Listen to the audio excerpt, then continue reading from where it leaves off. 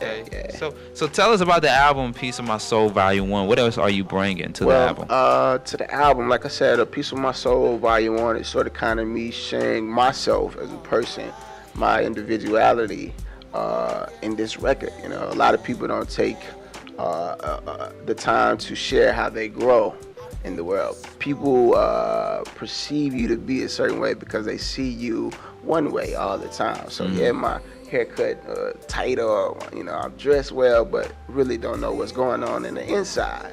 So this is me sort of kind of conveying what I deal with personally and how I grow personally. Right. Right. Yeah. So I thought it was for everybody. I think we all have problems, and we can fix them. You know what I'm saying? Right. That we're willing to fix them. Change comes from you yourself first. Can nobody allow you to change but you? So you recognizing change brings change. Exactly. Yeah. That's right. Okay. Lydell Williams in the building, man. Piece of My Soul Volume 1 Echoes, the new joint right here that we just premiered right here on the Beat Break, man. Go ahead and give people your contact information and all that good stuff. Let me see, Facebook.com/Lydell Williams, www.LydellWilliamsmusic.com, and follow me on Twitter at twitter.com/@Lydell Williams. Yeah. You're going to have a lot of people going online, downloading your music, want to go out and purchase your song, your new record, your new album, man. And right now, I also have like a text promo going on right now. You text Lydell Music Lovers to 90210, and you can get any of my singles for free, my latest news, my latest music, newsletters, and updates for free. So just join the email list, Lydell Music Lovers, at www.LydellWilliamsmusic.com. Break. It's going down. Lydell Williams still hanging out with us right here on the Beat Break, on BeatBreakRadio.com, GSTV, and GSTVOnline.org. And so it's time now to go into it, which is the big story that everybody's been talking about for the past couple of days, and it's about the debate between President Obama and Republican hopeful candidate Mitt Romney. And they went in. Well, one of them went in, Right. according to sources. Right. Yeah, according to a lot of people that watched the debate. I'm gonna be honest with you, I didn't watch the debate. I fell asleep.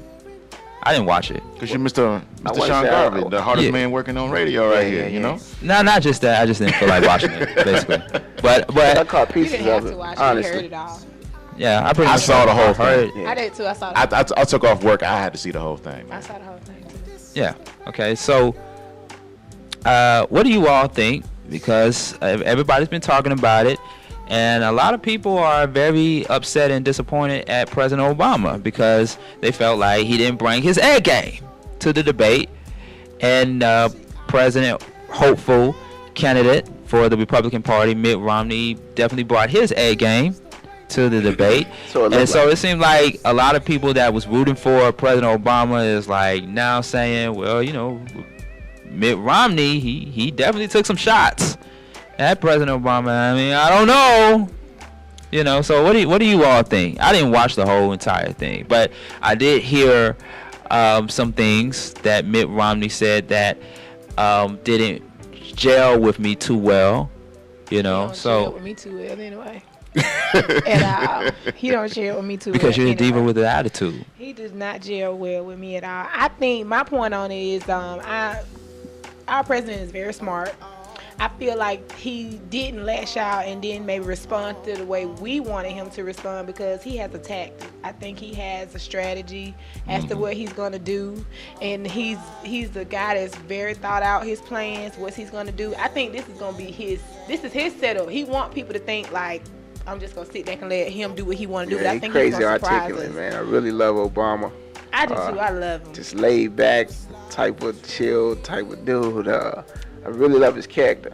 And I agree with a lot that you said about his strategy. I think he's for real. I thought he thought Romney was going to put his foot in his mouth, and he didn't. And so he was like, okay, he gave those little smirks. You know he wanted to bring the black out. He would have run. I was waiting on it to come out, but I think he was listening. What was up with the I guess the debate guy and the timing? Like, the man with the wig on. No. Not a wig, it's a toupee. Was it? Yeah, it was the commentator, right? Yeah, the commentator. So, like, he's cutting Obama off and allowing Romney to talk more. You know what I mean? So. Well, I don't know how you saw it, but they had like a little second thing at the bottom. Mm-hmm. Yeah. And they had to keep up track with that. And really, Obama talked more, but it wasn't the tactful Obama that we really wanted to hear. Right. And Mitt Romney was doing his part and was very tactful. So he was trying to catch up with the minutes because they still went over the 90 minutes what originally it's supposed to be. But I have to say this as the educator part. I have to say this. All right. Now, my opinion. Of course, I am voting for Obama. No doubt, hands down. Okay.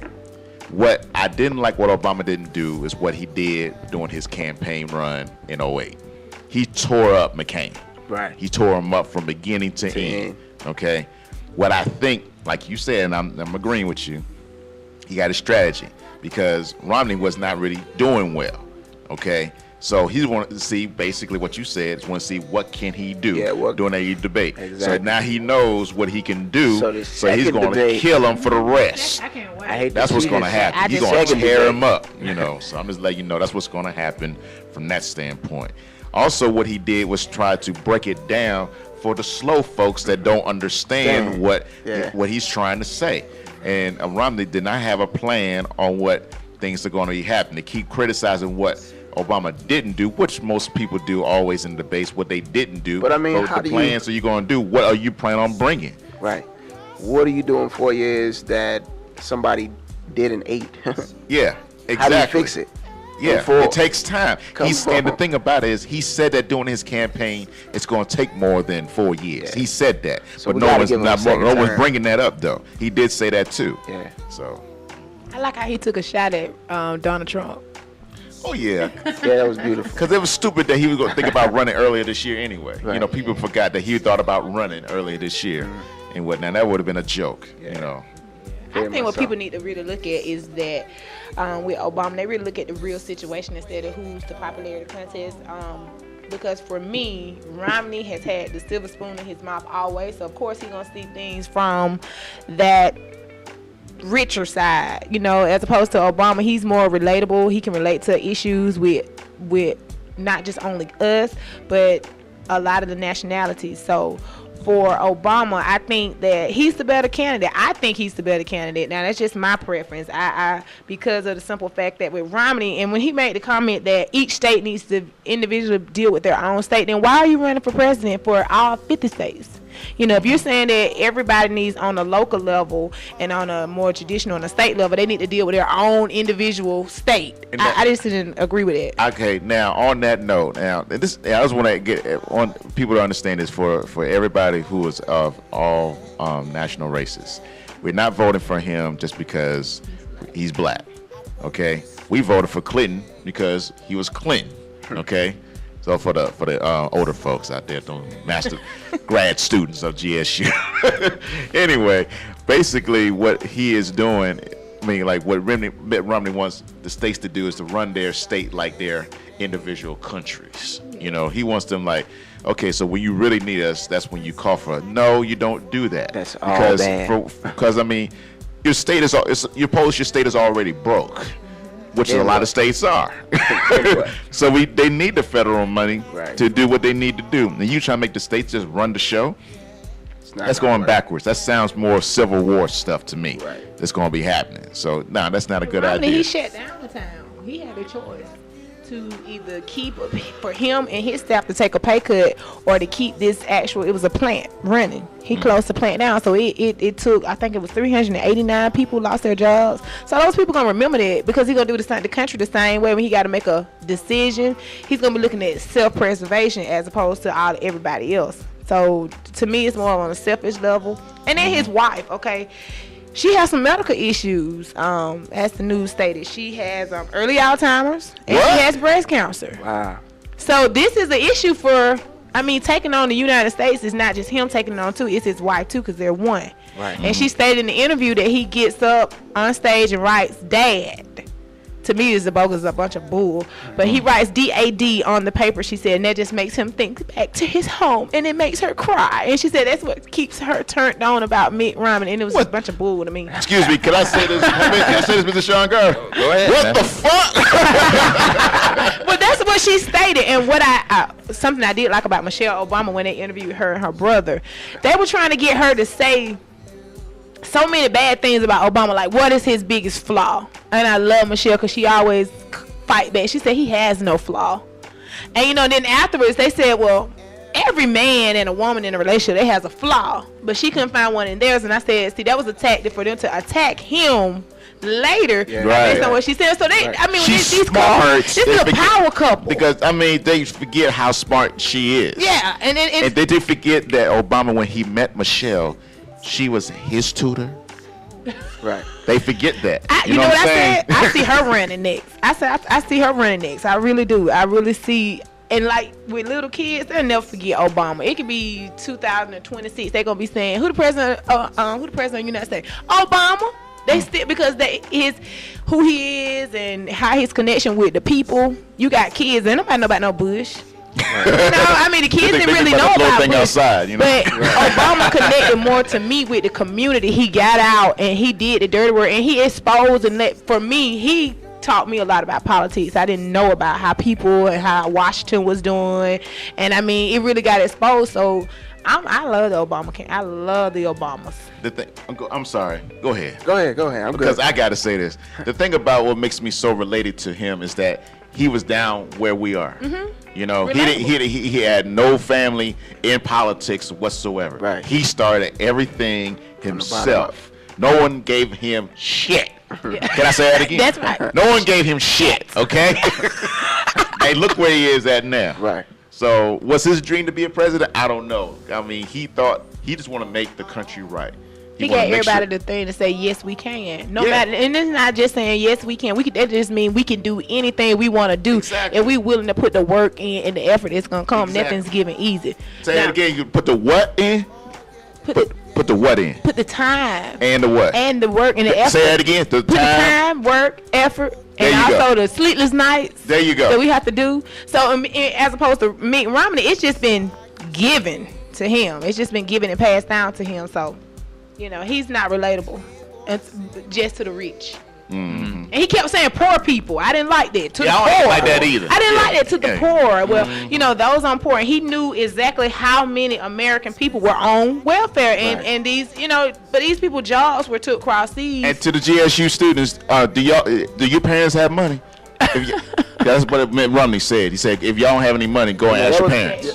That was my biggest thing. It's like a lot of, if we be honest, let's you go to your mama and daddy for some money to go to school. Are you going to school? Honestly.